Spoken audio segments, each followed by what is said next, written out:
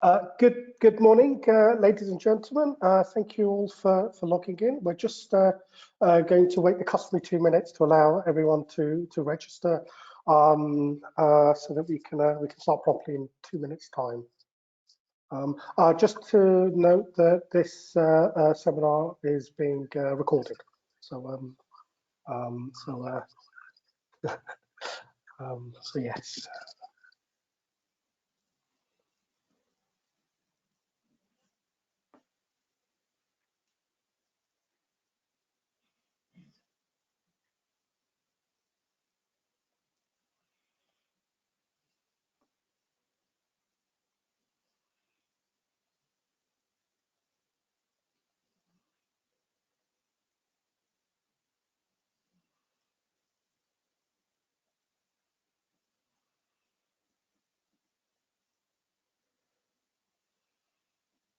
Sanjeev, we can see your screen.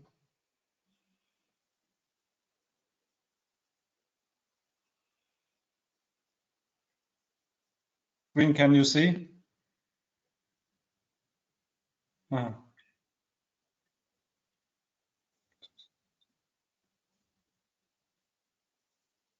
Sanjeev, you are mute. I was just saying we have a few people who are kind of having issues logging in, so I'm just sending them emails, and hopefully we should get a few more starting. The first 2 minutes, obviously, we're going to edit out of any of the footage that we put on YouTube. So we'll give it like 1 or 2 more minutes. Well, give it another minute. I know I'm getting loads of messages, so we will see how it goes. Yes, okay, well, look, whilst we're waiting for everyone, I just want to take us through the order of the day.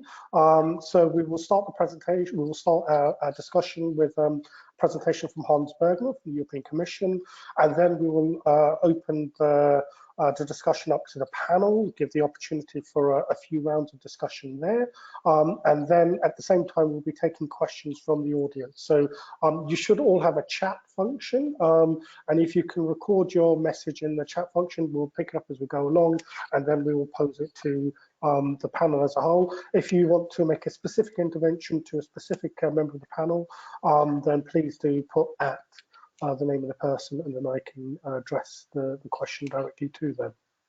Okay, well, we've waited 2 minutes. There's many more people logging in as we speak, but I think it's important for us to make a start. So if I could ask Hans to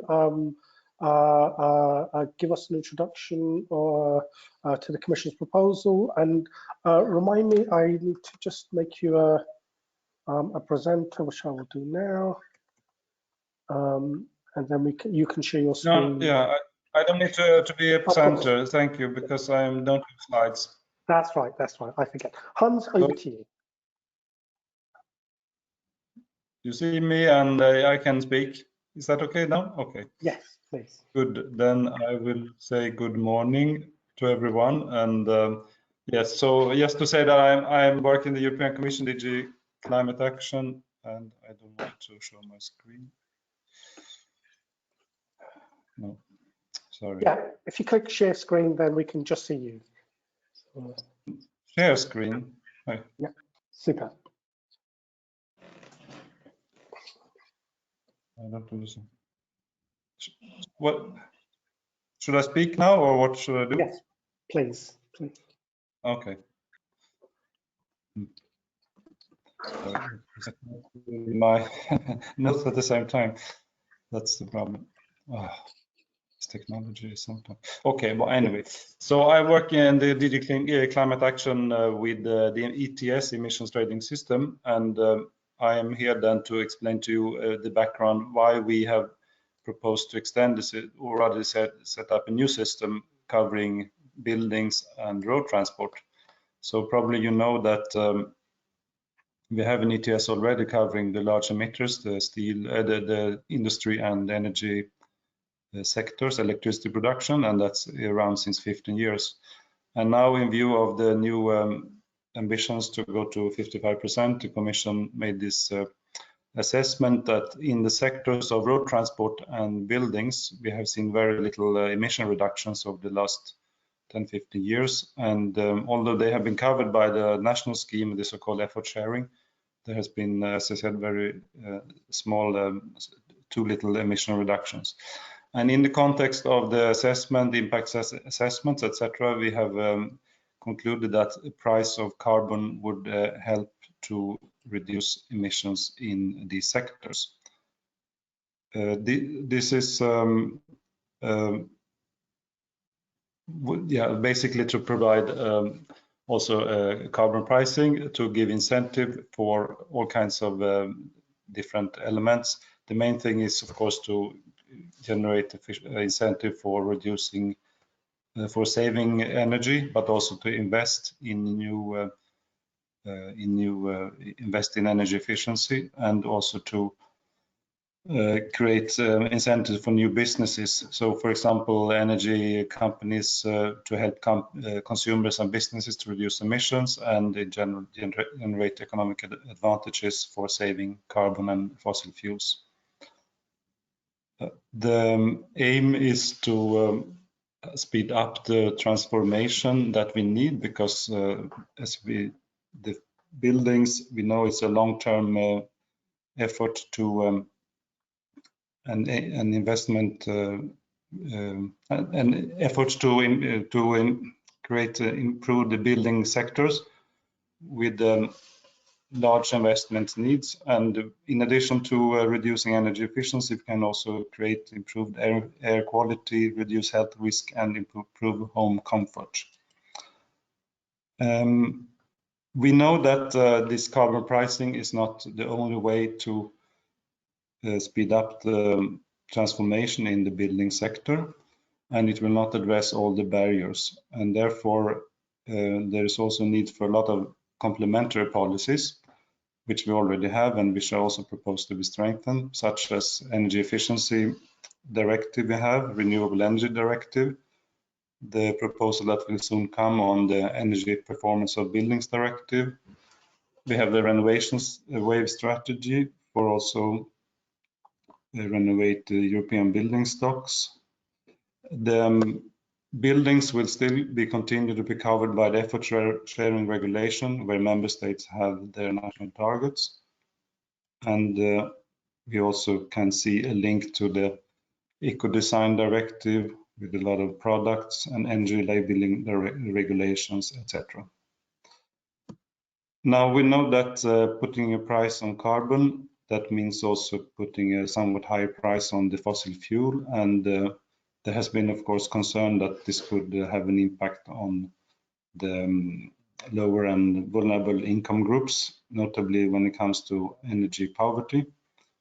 And to address this issue, and to at the same time help to speed up investments in this for these groups where there is more lack of financial ability to invest in energy efficiency, there is the proposal also to set up this dedicated social climate fund, and this one is supposed to propose to cover now 72 billion euro and basically finance through this new emissions trading system. So the aim of this fund is also to reduce reliance on fossil fuels, to help to speed up this investment in the building sector, but also it can, during a transition period, be used to support vulnerable groups with direct income support. So what kind of measures one could imagine are what we can already see now in the recovery and resilience plans that member states have recently proposed to the Commission, where they will spend this recovery funds. We can see several member states who have already proposed to provide grants to households to finance insulation, heating, ventilation, or energy audits for their homes. So we can see France, for example, have foreseen to put 1.4 billion to give 2,000 euro per household, and Portugal have similar schemes, and also Bulgaria. So, and if these schemes are shown valuable and work well, they can be prolonged through in the other social climate fund system that we propose, because the recovery plans will run out by the end of the decade anyway. Now this proposal is like all other Commission proposals discussed with the member states on the one hand and Parliament on the other hand, and I think we will hear from you more on the discussions there. And we can say that there is of course concerns about this proposal, but there is also quite a lot of interest. So I think we will see how it goes. But there is a quite clear need from our side to have more carbon pricing in this sector to speed up the transition. So I think I stop there. Thank you. Thank you. Thank you, Hans, for that fascinating introduction. And you're right, this is certainly a topical subject, one that's going to capture the headlines today, but for the foreseeable future. But it's also one of the things that's urgently needed. So there's some really interesting points that you've mentioned there, and I think we need to pick them up when we have the panel discussion. But I think what we should do now is just to go straight into the discussion, and I'd like to invite our first speaker, our first panelist, sorry, Ms. Ute Gutland from the European Parliament's Environment Committee. I really don't need much introduction, but certainly Ms. Gutland has worked extensively on EU climate legislation, and also recently was one of the most leading and progressive voice on the climate law, which was adopted earlier this year. So I'll just make you a presenter now, and then you'll be able to share your slides. Over to you. I just speak. Okay. So I don't know if you see me in full screen now, and I just start. Yes, please. Thank you, Mr. Kumar, for giving me the floor and take part of this discussion. And thank you also, Hans, for your good introduction. I would like to also thank the organizers for this timely discussion on this more delicate but very important parts of the Fit for 55 package. I will negotiate for the S&D group on this new ETS, and I have my priorities. First is one priority that is kind of overall priority is to ensure that we do not only deliver on the climate law, but that we also overachieve on the short time targets. I believe the COP26 and also the developing report from IPCC this summer only makes me stronger in the opinion that we need to overachieve and certainly not have a process now in the legislating discussions that will water out the ETS. So we have an important year ahead of us. I would also like to say that I have also, of course, as a priority to promote a just transition, and it is extremely important that we bring people aboard in this transition and not make people feel it is unfair. So we really need to tackle the social dimension in the ETS, and for my group this is also very big and important priority. The ETS2 and its associated social climate fund clearly affects both these dimensions that I mentioned. We are still analyzing the consequences within the S&D group, and we have discussions now over in front of Christmas and in January. But we will be data-driven when we are looking at this, and the actual social and climate impacts of the proposal will be key for us to form the good solutions and safeguard the just transition. By the end of October, Climate and Eco Institute, Climact and Eco Institute published its analysis on the impact of the ETS on both these dimensions, both the emissions and the social impacts. I have a few takeaways from there I think I would like to share with you. One is that the ETS2 will result in a carbon price in 2030 around 70 euros per ton, and that will have an effect on the emissions. The effect will be much stronger if we also increase the ambition in other policies in these sectors. And due to the long investment cycles and other non-market barriers, the effect will be larger in the longer term. The effect is much higher in the building sector than in the road transport. We would, of course, be very grateful to see more and deeper analysis of the actual impacts on the ETS2 on the emissions. We have conveyed this to the Commission many times, that we would like them to take the opportunity to complement the impact assessment with that. And of course, I invite Hans Bergman again to do that. We believe it would be really important to know the exact figures. But for the building sector to really deliver, ETS2 cannot be seen as an ultimate solution, but combined with other policies, it might have the important role that we would like to see, especially, as I mentioned, in the longer run. We therefore need to keep pushing in the ESR and EED, and Hans highlighted many of these policies that are important. To an intensified renovation wave is also something that you, Hans, mentioned, and that we believe is important. And we also need to support different energy efficiency investments. We must keep pushing for more efficient solutions, such as fossil-free district heating being a key, actually. And it should be based on waste or biomass, switches to heat pumps, requirements for solar panels in new buildings, and overcoming split incentives for rented properties. We need to do this anyways to have a chance of addressing the building sector emissions, accounting for 36% of the EU emission. And if we do that, I believe that the ETS2 also have a good foundation to become effective. Thank you. Right. Thank you.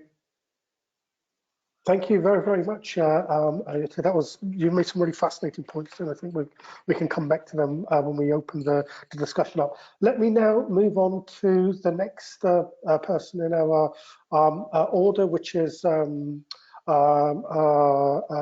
Hendricks from the European Renewable Energy Federation. I'm just going to share my screen with you. Dirk, you should be able to click yes. There we go. Perfect. Dirk, if you could just briefly introduce yourself and the Federation as well, that'd be really appreciated. Absolutely. Yes, good morning to everyone. My name is Dirk Hendricks. I'm Secretary General of the European Renewable Energies Federation, which is actually represents all sectors of renewables, and our members are the national associations, either sector or umbrella associations. Whoops, just a sec, I just need my screen back. Et voilà. What I would like to do is to give you an additional quick information here also for our discussion. And I guess many things that had been said already before, we can see if we're going to look at the CO2 pricing model in Germany that has been actually just been started at the beginning of this year. So it's actually quite young, but we see already that we can learn already several lessons from it. So very quickly, you have here the key figures of the heat sector in Germany. I guess something that needs to be highlighted is here that in particular, Germany is characterized by a huge amount of outdated heating systems that are still based on fuel and oil and natural gas, and that are about to be needed to be exchanged because they have reached the end of their life cycle. So we will see that many owners need to do this here within the next 2-3 years. And I mean, this is really a very good opportunity to go in. What we also see is that despite the measures to which we will come in a sec, Germany had introduced, we still see that the climate targets, the national climate targets for Germany have been missed. And I mean, we also see that the current system between these reliance on fossil fuels are very much vulnerable to price increases as we experience, as we speak, specifically if you're going to look at fossil gas.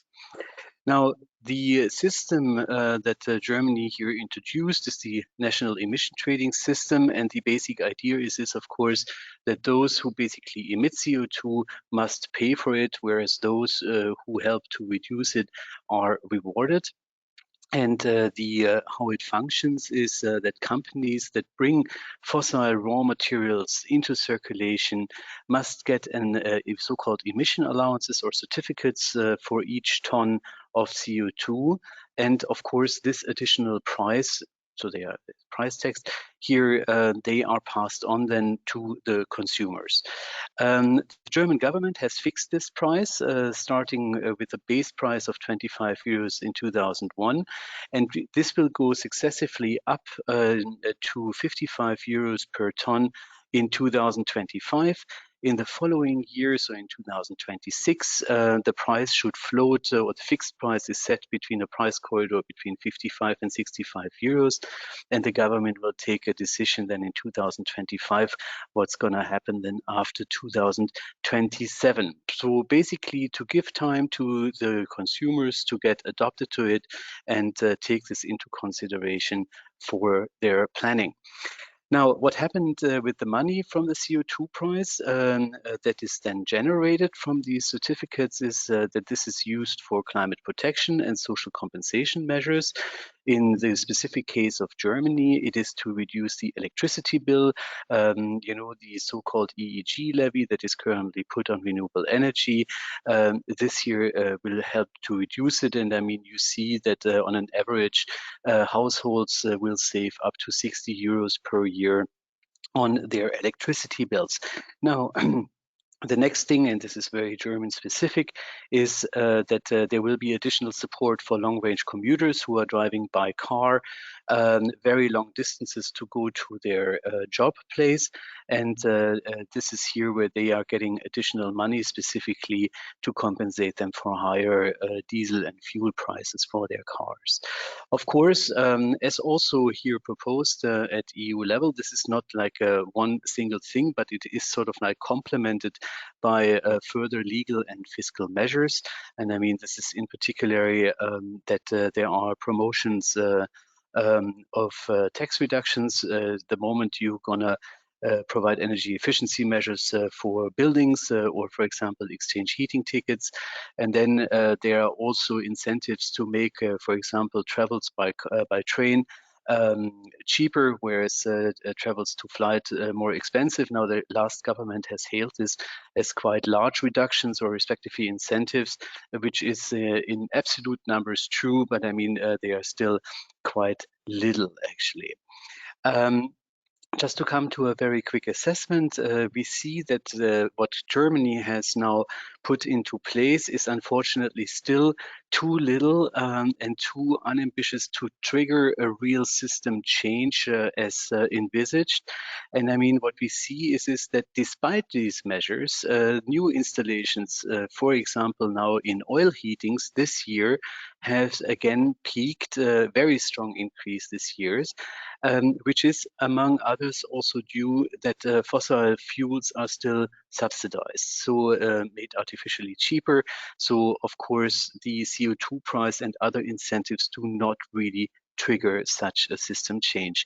Another thing is that the measures that we have in Germany address only certain types of persons in Germany.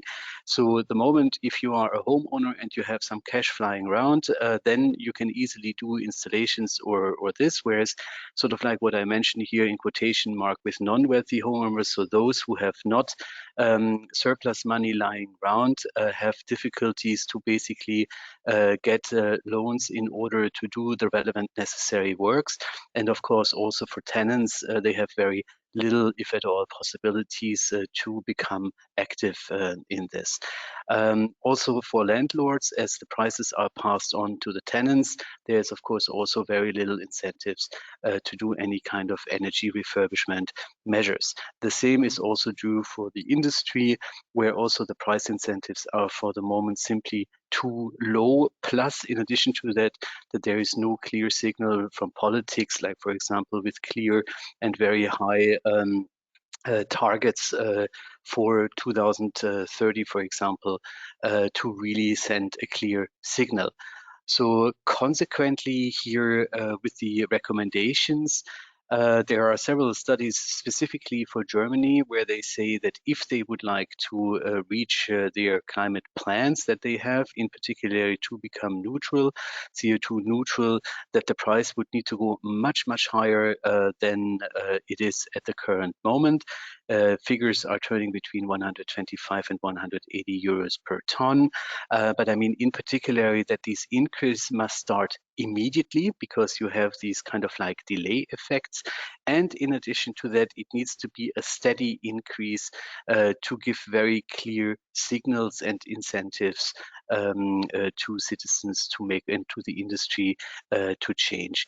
The second thing is that the money that comes back should not sort of like be distributed as it is currently, but I mean, give sort of like make it in a much more visible way, like for example, as we have in Switzerland, for example, so that people are much more aware about these positive effects that the CO2 price can have if you implement certain measures. The number of available certificates, of course, this is always a very big issue, but needs to be, of course, equivalent to the CO2 reduction rate targets. Of course, if you have more certificates wrong, of course, you will not reach this target. Tenants, they also need to have a possibility to act, also that costs cannot just simply passed on to them. And then very important, as all these kind of transformation will need a lot of investment, there need to be specific financial instrument and incentives to allow energy efficiency measures and renewable energy installations for citizens, specifically those who do not have this money ready available. Specifically also for Germany, but also for other countries, district heating in urban parts and rural areas where you have also in Eastern Europe quite a good infrastructure already in place, but this needs to be enhanced and of course also switched. But I mean, most important of all, this is now here also specifically for Germany, is that new fossil fuel heatings should be banned as early as possible. And we are talking here ideally about from 2023 onwards, because otherwise you have these very long lock-on effects. With this, I hope I gave some further ideas for our discussion. And Sanjeev, back to you. Brilliant, thank you so much, Dirk. That was really insightful. I think we've got some numbers on the table that we can play with. Now, I'd like to invite Samuel Samuel Thomas from the Regulatory Assistance Program. I'm just going to project side. You should be able to share your screen now. So. Okay. I'm gonna. And maybe you can just briefly introduce the RAP to our audience as well, please. Sure. So, yeah, my name's Sam Thomas. I'm a senior advisor for the Regulatory Assistance Project, which is a non-partisan NGO dedicated to accelerating the energy transition. Hopefully, you should be able to see my. I can see this spreadsheet. Shouldn't be there at the moment, but as my PowerPoint whirs into action, you can see it. Superb, thank you. Right, so look, I'm going to just introduce some analysis we did actually before the proposals were announced in the summer, but I think they're still relevant to a lot of the discussion that we've already been having and that we'll have in the panel discussion afterwards. It explored the role of carbon pricing in the building sector heat decarbonisation in particular, looking at different options for pricing. And we called it pricing is just the icing because, as has been recognised by other speakers already, carbon pricing is just one element of what's needed to drive action. So very quickly, the outline. I'm just going to touch actually on what's needed from the building sector to meet the 55% net emissions reduction target, or even go further. Explain why pricing is important, why it's only part of the picture, and then touch on the equity issues at the end. So beginning with the building sector is expected to decarbonise more quickly than any other sector over the decade to 2030, at least according to the climate target impact assessment, the climate target plan impact assessment. And we can see here some figures that are drawn from that impact assessment, which shows that we get a reduction of 17% in final energy consumption in the residential building sector by 2030, and a decrease of 25% in this other time series, which is final energy consumption 2020 to 2030, and that excludes what's called other res in this diagram, which essentially covers things like ambient heat, solar radiation, and indeed geothermal energy. So the things that will need to be put in place, like heat pumps that are transferring ambient energy, solar thermal that's transferring solar radiation, and indeed geothermal installations that will transfer heat from under the ground. So we can see a big increase there. We also see a big increase in this yellow chunk here, which is of course electricity consumption. And the main reason for that increase is that we'll need electricity to power the heat pumps that will be required to help with this big decarbonisation effort. And we can see the decarbonisation in the bottom of the right column here, when we see the reductions in coal use, which disappears, oil use, which virtually disappears, and indeed natural gas use, which decreases by 30 to 40% over the period to 2030. So energy efficiency, but also heat decarbonisation. We talk a lot about energy efficiency, but heat decarbonisation is a really important part of the picture. And in the climate target plan impact assessment, we see around 1 in 4 homes are expected to replace their heating systems between 2026 and 2030, 23% in fact.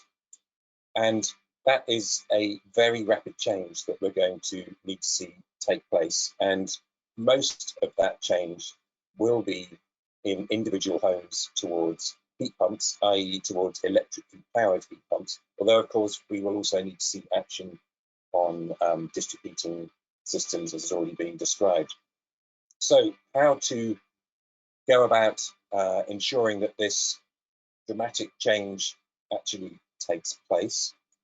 Well, as Hans said, we need more policy action, and this is just to highlight that between 2014 and 2018, so these are some of the latest data we have, we actually see that emissions from the building sector have gone up by 3%, and they've also gone up in the road transport sector by 6%.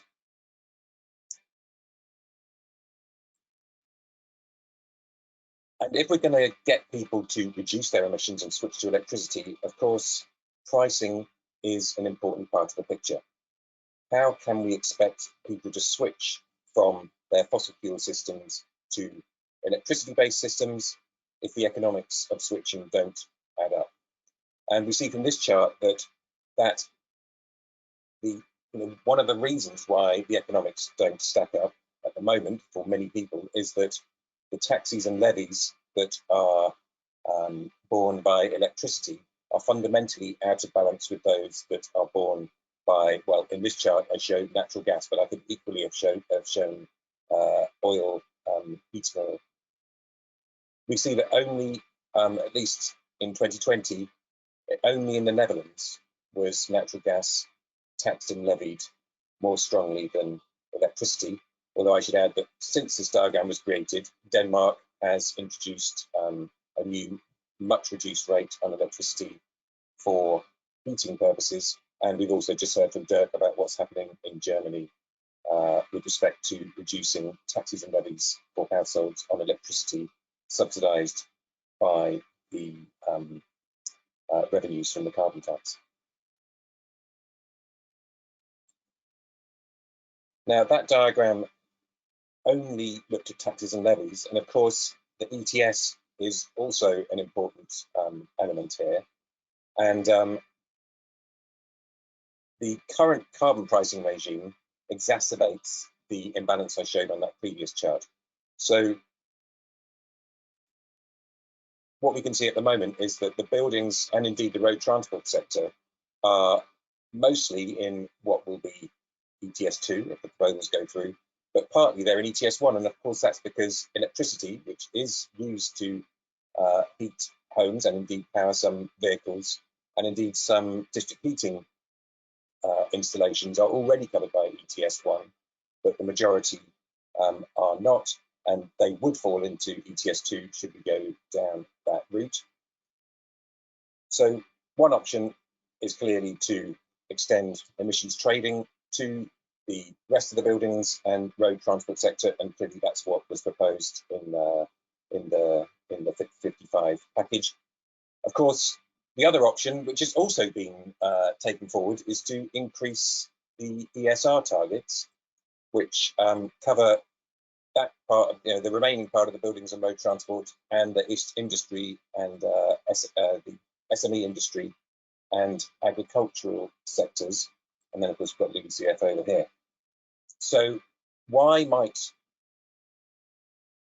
making stronger ESR targets also help to get carbon pricing put into the rest of the buildings in the road transport sector?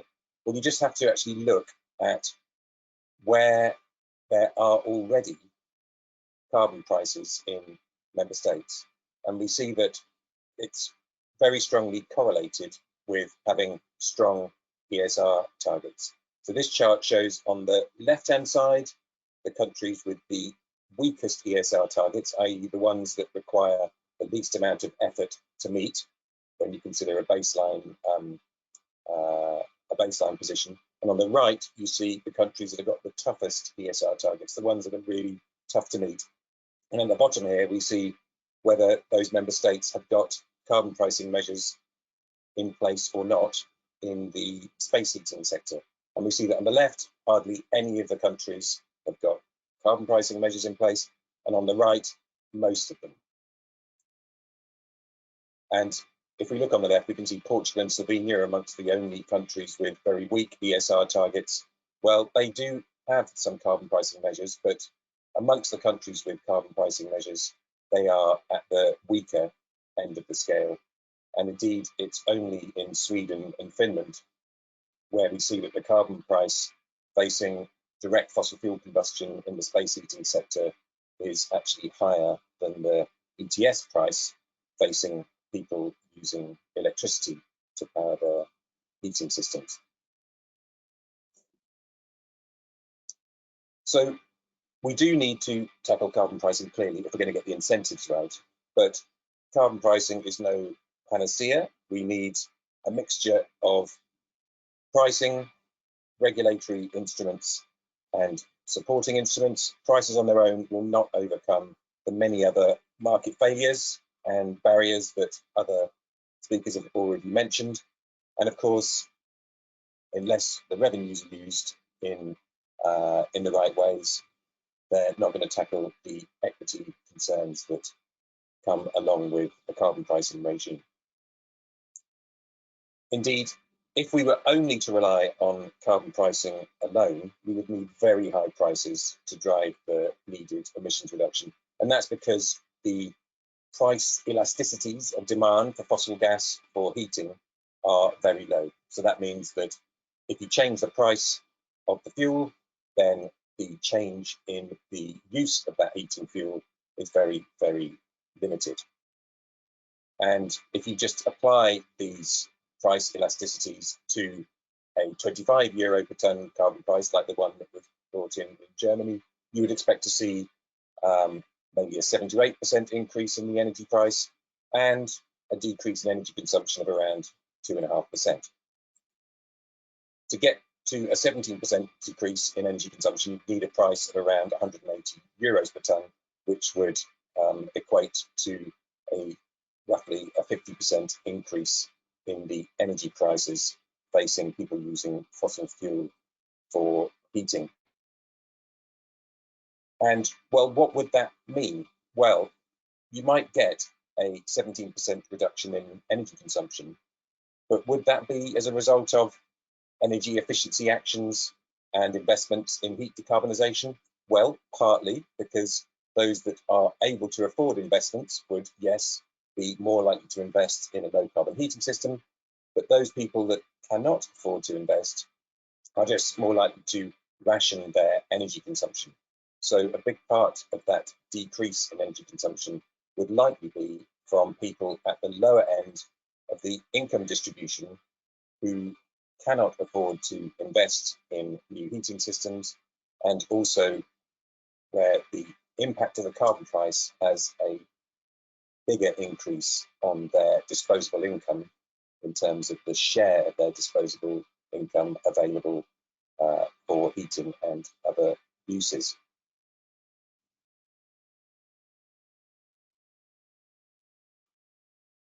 So what are the options to ensure that carbon pricing is not regressive? So you've got essentially options around projects, so spending money on energy efficiency investments, and clearly this is one of the key ways of using revenues, because the revenues themselves can drive many more emissions reductions than the carbon price alone. However, the timing is an issue, because you cannot spend all of the revenues on projects because the impact of the price is immediate, whereas the impact of the projects will only unfurl over many years and indeed decades. So that means that projects really do need to be targeted on low-income households that cannot afford to invest on their own and would be most negatively affected by the carbon price. And a key point here is that the ETS2 revenues will not solve the full investment gap, and additional public finance is needed. So while the Social Climate Fund is a welcome initiative, many more billions of euros will need to be spent to address the investment gap, and a lot of that needs to be invested before the impact of the price is felt on those low-income households that are at risk of energy poverty. And of course, some kind of direct financial compensation is needed, focused on the lowest incomes initially, and also for the higher incomes, there is probably some need of feeling of compensation for the reasons that Dirk set out. So that this sort of political economy considerations are important if the decarbonisation is going to go ahead and carbon pricing is going to be an element of that framework that is publicly accepted. So some conclusions. First of all, we need to get to if we're going to get to net zero and to targets by 2030, we need a comprehensive policy mix, including carbon pricing. We really do need to rebalance energy prices if we're going to drive buildings electrification, which is a key part of that. The social aspects of the package do need to be reinforced, and there are opportunities there for both member states and Parliament. And the investment needs in the 2020s go beyond the scale enabled by the current by the carbon revenues envisaged by the ETS. So that's our report. If you want to dip into it, and I'll hand back to you now, Sanji, for the discussion. Brilliant. Thank you, Sam. Look, there's some fantastic numbers there, and I think we're going to deep dive straight back into those when we open up for a question. Right, I'm going to share my screen, and I'm going to now. Okay. Oops, sorry. What are we doing? I'm now going to quickly show. I'd like to invite Brigitte Bozo from Climate Action Network to to give us an insight into the views of civil society on this. Brigitte, just say click and I'll move on to the next slide. Okay, thanks a lot, first of all, for this opportunity to speak here.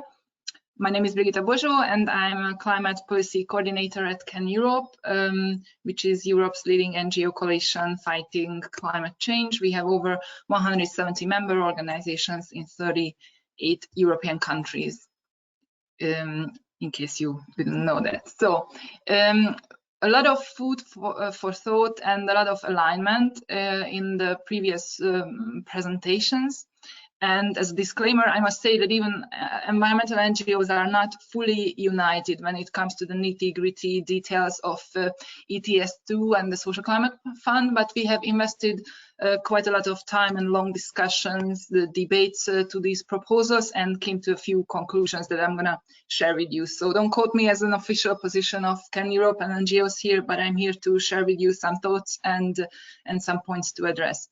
So this is our first slide, and as we already heard, it is clear that the EU is not on track to meet the Paris Agreement goal, and as you can see from this graph from EEA, as the trends and projections show, Europe is not even on track to meet its 2030 targets. So implementation of impactful policies and measures will be important, and accelerating the action is vital. So I fully agree also with Jutta Land's point on overachieving the current target, and also it's very important to keep just transition to deliver this overachievement in a just way.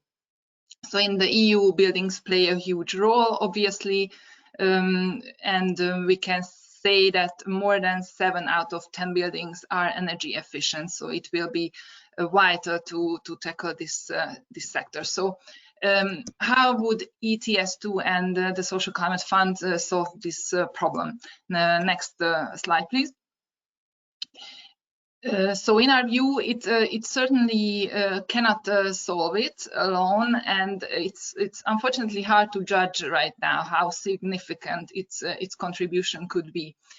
So we, as Jutta said, we also think it's very important to know the exact figures on the ETS2 instrument, and while we support strengthening the carbon pricing, it's very important that we apply the polluter pays principle. We have strong concerns about this current proposal for ETS for road transport and buildings, and we call for a number of adequate environmental and social safeguards to put in place in case this measure is implemented.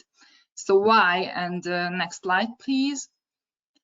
This is about the people. This is about those people who cannot afford to make the change, because at the end, what we want to see is a system change, as also Dirk said. We need a transformation of our energy use and demand. There are more than 96 million people at risk of poverty, or even more. It can be double. It depends what sort of indicator we use. So it just seems unfair to put the burden of high fuel prices on their shoulders, especially if they don't have alternatives in place, and while industry gets free permits and all kinds of other subsidies beside their pollution. So the Social Climate Fund, in our view, has a potential to mitigate this effect, but for several reasons, in this current form, is not able to fully cushion the effect and protect those in need.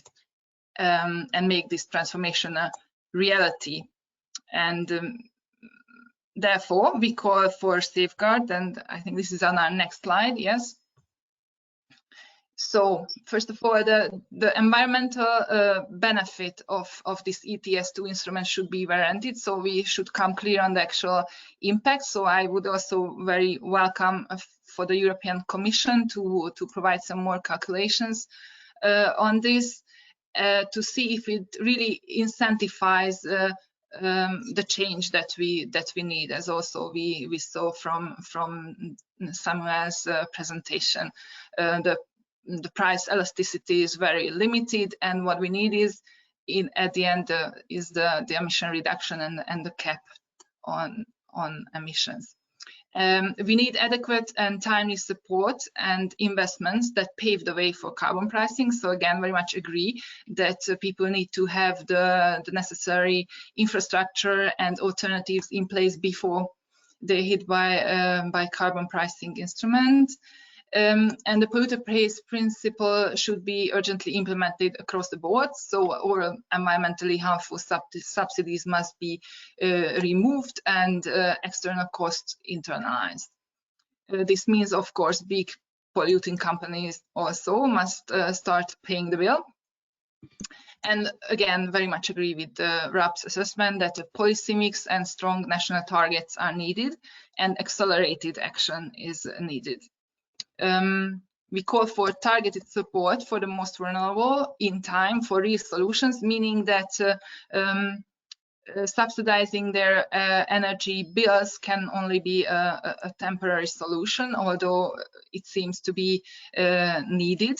But for the system change we want to see, we need long-term solutions and support for those.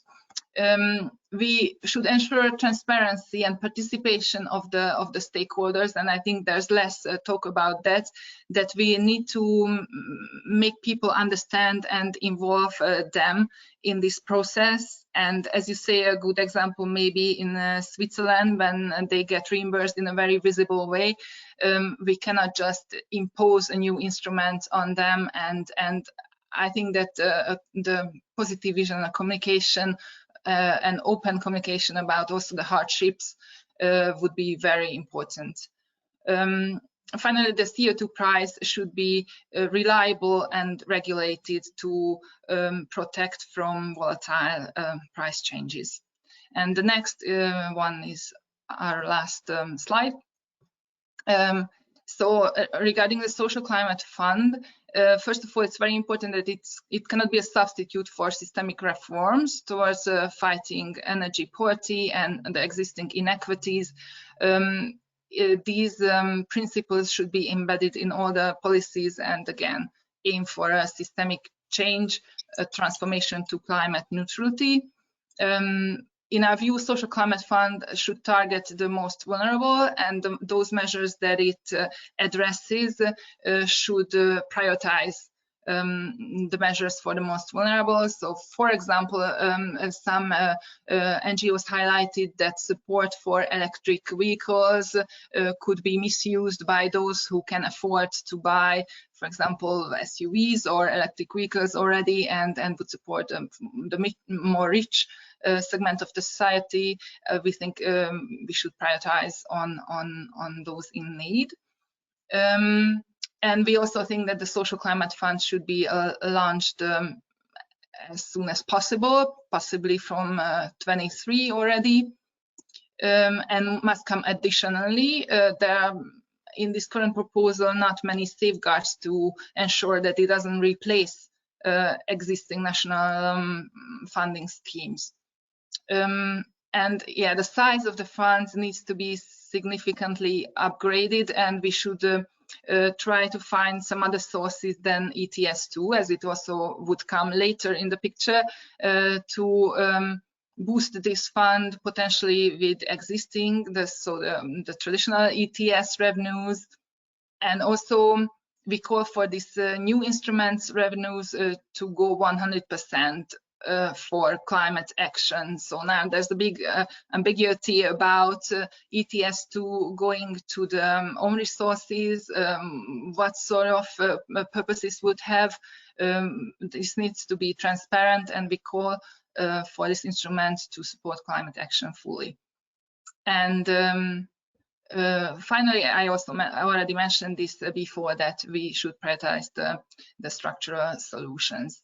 And we should avoid subsidizing fossil fuels in this indirect way, like in the German system now, that you subsidize people who are commuting. I think that could be only a temporary solution, because then at the end the subsidy lands in petrol companies' pockets. Thank you so much. So Sorry, thank you very much for that very informative presentation. Right, I'm going to open the conversation up to questions now. We had a couple of concrete suggestions that we need to overshoot the ambition within the scheme. I also had some very clear comments that we need to maintain and improve the existing complementary regulations. I didn't hear renewable heating and cooling mentioned that strongly from the speaker. So maybe the first question I can put to the audience, and particularly to Jutta and Brigitte, and to anyone actually, within the energy efficiency directive proposal and the renewable energy proposals, there's a clear requirement on local authorities to conduct heat planning. If we're going to decarbonise quickly and at scale, then we need to look at heat networks, district heating systems, 4th and 5th generations, which use a combination of renewable heating and cooling systems. That requires local authorities to do the planning for that. So I'm quite keen to see whether you think that needs to be strengthened, and of course there needs to be, should there be a direct funding requirement for those local authorities to do that planning. So who would like to answer that question first? If anyone would like to answer the question. Yeah, I'm very positive to something like that. I think the district heating has huge potential to be helpful in the building sector, but we need to find ways to cooperate between the society, between the companies, and find a way to distribute it in a clever way in many cities. I think, if possible, if you have some fundament for that, it should be used in many cities in Europe.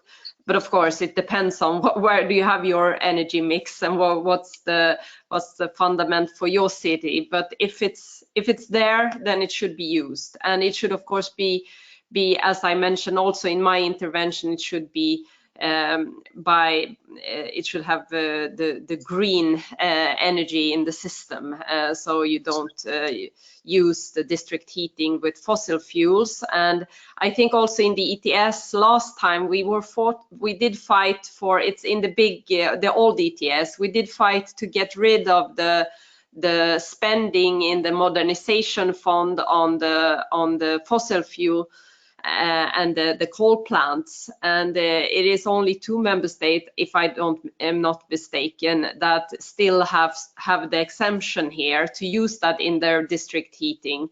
And I think now actually it's time also to phase it out there in these countries. So this is my view. Brilliant, that's a fantastic view. Does anybody else want to add to that? If not, there's... Yes, sorry. Yes. I just wanted to say one thing about the Energy Efficiency Directive, and that is that the most important article is Article 8, because that's the one that requires member states to make energy savings from national policy measures. And that article will see the rate of energy savings requirement double, and it will also, this is all from 2024, will also exclude direct fossil fuel combustion from qualifying for eligible energy savings. So you wouldn't be able to put in a new, more efficient gas boiler or a new, more efficient oil boiler and claim the savings you get from the fact that it's more efficient. Those, I think, are really important proposals, and they also send a strong signal, because I think the phasing out of fossil fuels for heating is a really tough political issue, and this, at least I think, is about the only part of the package that actually says you cannot put in new fossil fuel heating installations and claim the savings. I mean, you can still do it, but you just can't claim those savings to meet the requirements of the directive. So I think that is probably a supporting move within the EU. Yeah. Look, I think that's a really good point to highlight, and thank you for that, Samuel. I have a direct question to Dirk regarding your presentation on the German market. We have a question from Carlos Marino, who's saying that the German market is very segmented by individual states. And is there a drive to have a uniform law across the country with regards to subsidies for geothermal or ground source heat pumps and carbon taxes? What's the approach to like a national measures for heat planning in Germany, in essence? Not actually a strong point, but I mean, what I can say is that you see already now that you have on federal level that the German states have already different incentives. I could just talk here, for example, about southern Germany, specifically Baden-Württemberg, the southwestern state, where you have, for example, certain requirements. But if it comes, for example, specifically now on geothermal, I need to come back to you on that with this specific information. Yep, and of course, I think it's important to include all the technologies. There's another question which is kind of on the social equity of carbon pricing, and actually kind of leans towards the views that Brigitte mentioned about, is it just to be putting a carbon price on citizens without giving them the means to make the changes to their energy systems beforehand? So generally speaking, the kind of the Can Europe proposal or a suggestion from Can Europe that we should start the social climate fund earlier than the carbon pricing. Do we think that's a good idea? Who would like to respond to that?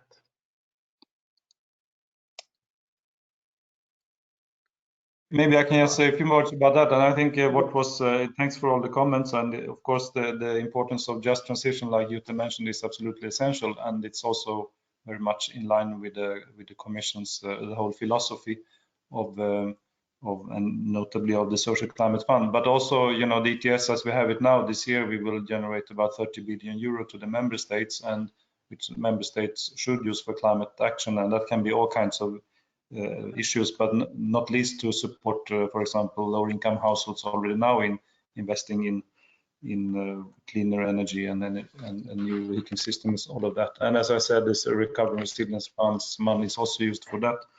So I think from that point of view, the Social Climate Fund will start 1 year earlier anyway. That's already proposed, and I would just guess that now with the high gas and energy prices we have, people will start very much thinking about the energy bill and what can they do, and hopefully there will be good support system in place in many member states to help those households who want to take action now right away and not wait until this possible new system in 2026. So, and as I said, this is a complementary system to all the other policies, so it's very clear. And the exact impact of that, as was asked for, it's always a bit difficult to say, but it will be depends, of course, also about the other policies. If they don't function, the carbon pricing will have to be higher. If they function well, it's a bit lower. So it's a bit mixed. But we will come back to you, Jutta, also with a little bit more information we have on that. Brilliant. Okay, well, look, I just want to make two. I think it's worthwhile bringing two things to the fore here. This is kind of final energy consumption. So when we're talking about heating and cooling in buildings, which is where the emissions principally come from, what you find is that it's roughly half of the energy that we consume in the EU. This is buildings and industry. So it's a significant chunk of the climate problem.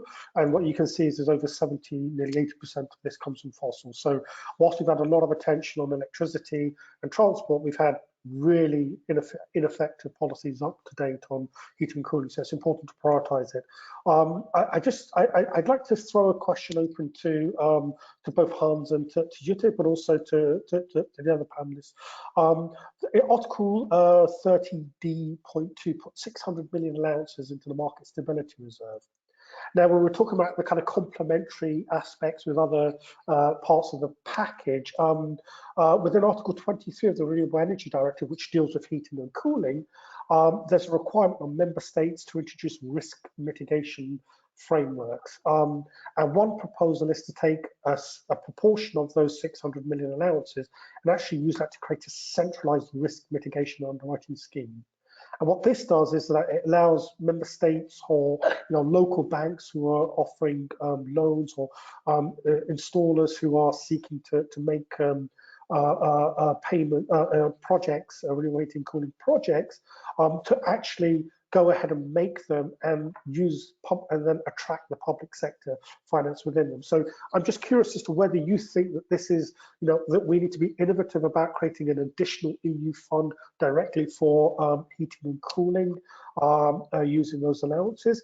And then I have a second question, which I want to throw to Brigitte on the social climate fund. You had some really, really good ideas there, and I'm just curious as to your views on the eco bonus scheme within Italy, which is offering 110%. So it's not just a small incentive of 20–30% reduction, but actually 110. So you get more money for making investments in renewable heating and cooling systems. Do you think that's the kind of approach that the Climate Social Fund needs? Sorry, the Social Climate Fund needs to take on board. So I'll over to you. Can I come in? Yes, of course, please. I also think this must be my last intervention this time. I know I have my assistant listening, and I will bring back also what's been said after I have to leave, because I have my next thing now. Okay. And yeah. But I would like to say that I do see the importance of the heating and cooling investments, and to make sure that this is done. In many cities, I believe this can be really effective. I mean, if we see that not only that a big part of the emissions is in the cities, I think it's about 70%. And then we know that the building sector is one of the big emitters, and sometimes maybe it's sailing under the radar of what we see, like the transport sector, that's also need to improve itself.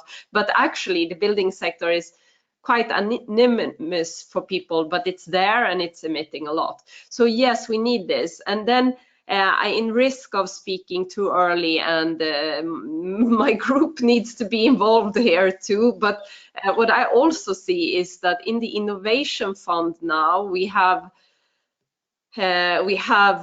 very much focus on the big new industrialization projects, and that's great, and not at least in my home country that is really great, and that's really doing something for climate.